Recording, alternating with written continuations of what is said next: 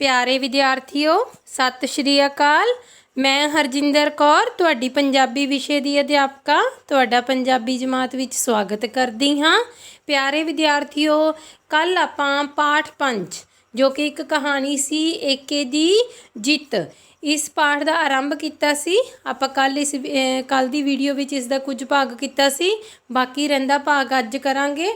हाँ जी बेटा देखो, कहंदी आखिर एक दिन ਜਿਹੜਾ ਕਾਂ ਉਹਨਾਂ ਚਿੜੀਆਂ ਦੇ मतलब घरां आलਣੇ ਦੇ ਉੱਤੇ ਉੱਡਦਾ ਫਿਰਦਾ ਹੁੰਦਾ ਸੀ। ਕਾਂ ਦਾ ਬੱਚਾ ਕਿ ਮੌਕਾ ਭਾਲਦਾ ਸੀ ਕਿ ਕਦੋਂ ਚਿੜੀਆਂ ਜਾਣ ਤੇ ਉਹ ਉਹਨਾਂ ਦੇ ਆਂਡੇ ਖਾਵੇ। ਕਹਿੰਦੀ ਆਖਰ ਇੱਕ ਦਿਨ ਉਸ ਨੂੰ ਅਜਿਹਾ ਮੌਕਾ ਮਿਲ ਹੀ ਗਿਆ ਜਦੋਂ ਚਿੜੀਆਂ ਡਾਰ ਦੀ ਸ਼ਕਲ ਵਿੱਚ ਕਿਤੇ ਉੱਡ ਗਈਆਂ। ਡਾਰ ਸਮਝੋ ਚਿੜੀਆਂ ਦਾ ਝੁੰਡ ਇਕੱਠਾ ਹੀ ਉੱਡ ਗਿਆ, ਕਿਤੇ ਉੱਡ ਗਈਆਂ। ਤਾਂ ਕਾਂ ਦਾ ਉਹ ਸ਼ਰਾਰਤੀ ਬੱਚਾ ਮੌਕਾ ਤਾੜ ਕੇ ਇੱਕ ਚਿੜੀ ਦੇ ਆਲਣੇ ਵਿੱਚ ਆ ਬੈਠਾ। ਉਸਦੇ ਦੋ ਆਂਡਿਆਂ ਵਿੱਚੋਂ ਇੱਕ ਆਂਡਾ ਖਾ ਕੇ ਫਟਾਫਟ ਉੱਡ ਗਿਆ। ਉਸ ਆਲਣੇ ਵਾਲੀ ਚਿੜੀ ਜਦੋਂ ਵਾਪਸ ਆਈ ਤਾਂ ਆਪਣੇ ਖਾਧੇ ਹੋਏ ਆਂਡੇ ਨੂੰ ਦੇਖ ਕੇ ਉਸ ਨੂੰ ਬੜਾ ਦੁੱਖ ਹੋਇਆ। ਉਸਨੇ ਦੁੱਖ ਭਰੇ ਗੀਤ ਗਾਉਣੇ ਸ਼ੁਰੂ ਕਰ ਦਿੱਤੇ। ਬਾਕੀ ਚਿੜੀਆਂ ਉਸਦੇ ਆਲੇ ਦੁਆਲੇ ਟਹਿਣੀਆਂ 'ਤੇ ਇਕੱਠੀਆਂ ਹੋ ਗਈਆਂ। ਇੱਕ ਸਿਆਣੇ ਚਿੜੀ ਨੇ ਕਿਹਾ, ਵਿਗੜਿਆ ਹੋਇਆ ਕਾਂ ਫਿਰ ਆਏਗਾ। ਕਹਿੰਦੇ ਕਿ ਜਿਹੜਾ ਉਹ ਵਿਗੜਿਆ ਹੋਇਆ ਭੁੱਤਰਿਆ ਹੋਇਆ ਕਾਂ ਹੈ ਨਾ, ਉਹ ਫਿਰ ਆਏਗਾ।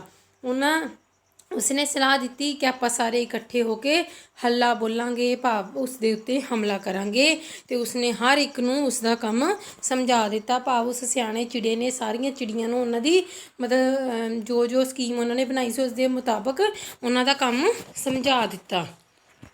ਅਗਲੇ ਦਿਨ ਸਾਰੀਆਂ ਚਿੜੀਆਂ ਨੇ ਉੱਡਣ ਦਾ ਵਿਖਾਵਾ ਕੀਤਾ ਅਤੇ ਫਿਰ ਉਹ ਇਕੱਲੀ ਵਾਪਸ ਆ ਕੇ ਪੱਤਿਆਂ ਵਿੱਚ ਲੁਕ ਕੇ ਬੈਠ ਗਈ।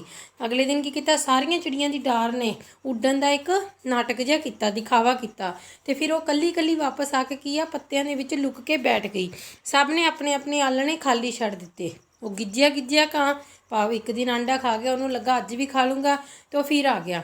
ਆਂਡੇ ਦਾ ਸਵਾਦ ਉਸਦੇ ਮੂੰਹ ਨੂੰ ਲੱਗਾ ਹੋਇਆ ਸੀ। ਉਸਦੇ ਆਲਣੇ ਵਿੱਚ ਬੈਠਣ ਦੀ ਦੇਰ ਸੀ। ਪੱਤਿਆਂ ਵਿੱਚ ਲੁਕੀਆਂ ਸਾਰੀਆਂ ਚਿੜੀਆਂ ਨੇ ਉਸਦੇ ਉੱਤੇ ਹੱਲਾ ਬੋਲ ਦਿੱਤਾ, ਭਾਵ ਹਮਲਾ ਕਰ ਦਿੱਤਾ।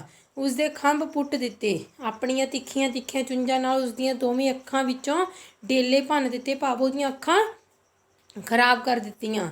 ਉਸ ਕਾਂ ਨੇ ਬੜਾ ਰੌਲਾ ਪਾਇਆ। ਕੁਝ ਕਾਂ ਉਸਦੀ ਸਹਾਇਤਾ ਲਈ ਉਸਦੇ ਨੇੜੇ ਆਏ, ਪਰ ਚਿੜੀਆਂ ਦਾ ਇਕੱਠ ਨੇ ਉਸਦਾ ਗੁੱਸਾ ਦੇਖ ਕੇ ਕੋਈ ਵੀ ਉਹਨਾਂ ਕੋਲ ਨਹੀਂ ਆਇਆ। ਭਾਵ ਚਿੜੀਆਂ ਪੂਰੇ ਗੁੱਸੇ ਦੇ ਵਿੱਚ ਉਸ ਕਾਂ ਦੇ ਬੱਚੇ ਦੇ ਉੱਤੇ ਗੁੱਸਾ ਕੱਢ ਰਹੀਆਂ ਸੀ। ਇਸ ਕਰਕੇ ਜਿਹੜੇ ਕਾਂ ਉਹਨਾਂ ਦੇ ਨੇੜੇ ਆਉਣ ਦੀ ਕੋਸ਼ਿਸ਼ ਕਰ ਰਹੇ ਸੀ, ਉਹਨਾਂ ਦੇ ਵਿੱਚ ਵੀ ਹਿੰਮਤ ਨਹੀਂ ਹੋਈ ਚਿੜੀਆਂ ਦਾ ਗੁੱਸਾ ਦੇਖ ਕੇ ਅੱਗੇ ਆਉਣ ਦੀ।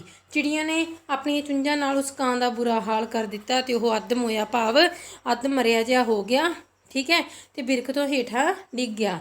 ਚਿੜੀਆਂ ਅਤੇ ਕਾਵਾਂ ਦਾ ਰੌਲਾ ਸੁਣ ਕੇ ਇੱਕ ਜੰਗਲੀ ਬਿੱਲੀ ਬਿਰਖ ਦੇ ਹੇਠਾਂ ਆਈ। ਉਸ ਦਰਖਤ ਦੇ ਥੱਲੇ ਜੰਗਲੀ ਬਿੱਲੀ ਆਈ, ਕਾਂ ਨੂੰ ਹੇਠਾਂ ਡਿੱਗਿਆ ਦੇਖ ਕੇ ਉਸ ਨੂੰ ਝਪਟ ਕੇ ਪਈ। ਭੁੱਖ ਕਾਰਨ ਉਹ ਵੀ ਕਿਸੇ ਸ਼ਿਕਾਰ ਦੀ ਤਲਾਸ਼ ਵਿੱਚ ਸੀ। ਉਸ ਨੂੰ ਉਸਦੀ ਮਰਜ਼ੀ ਦਾ ਭੋਜਨ ਮਿਲ ਗਿਆ, ਜਿਸ ਨੂੰ ਖਾ ਕੇ ਉਸਨੇ ਆਪਣੀ ਭੁੱਖ ਮਿਟਾਈ। ਇਸ ਤਰ੍ਹਾਂ ਕੀ ਹੋਇਆ, ਏਕੇ ਦੀ ਜਿੱਤ ਹੋਈ, ਭਾਵ ਚਿੜੀਆਂ ਨੇ ਇਕੱਠੇ ਹੋ ਕੇ ਦੁਸ਼ਮਣ ਕਾਂ ਨੂੰ ਮਤਲਬ ਬੁਰੀ ਤਰ੍ਹਾਂ ਹਰਾਇਆ। ਅਤੇ ਉਸ ਕਾਂ ਨੂੰ ਆਪਣੀ ਕਰਨੀ ਦਾ ਫਲ ਕੀ ਮਿਲਿਆ ਕਿ ਉਹ ਮਰ ਗਿਆ ਅਤੇ ਬਿੱਲੀ ਦਾ ਸ਼ਿਕਾਰ ਬਣ ਗਿਆ। ਠੀਕ ਹੈ, ਇਸ ਕਰਕੇ ਪਿਆਰੇ ਵਿਦਿਆਰਥੀਓ ਸਾਨੂੰ ਕਦੀ ਵੀ ਕਿਸੇ ਦੇ ਨਾਲ ਲੜਨਾ ਨਹੀਂ ਚਾਹੀਦਾ, ਕਦੀ ਕਿਸੇ ਦਾ ਬੁਰਾ ਨਹੀਂ ਸੋਚਣਾ ਚਾਹੀਦਾ। ਦੇਖੋ ਕਾਂ ਦੇ ਬੱਚੇ ਨੇ ਚਿੜੀਆਂ ਦਾ ਬੁਰਾ ਸੋਚਿਆ ਅਤੇ ਉਸਨੇ ਜੇ ਬੁਰਾ ਕੰਮ ਕੀਤਾ ਸੀ ਤਾਂ ਉਸਦਾ ਹਸ਼ਰ ਵੀ ਕੀ ਹੋਇਆ, ਬੁਰਾ ਹੀ ਹੋਇਆ।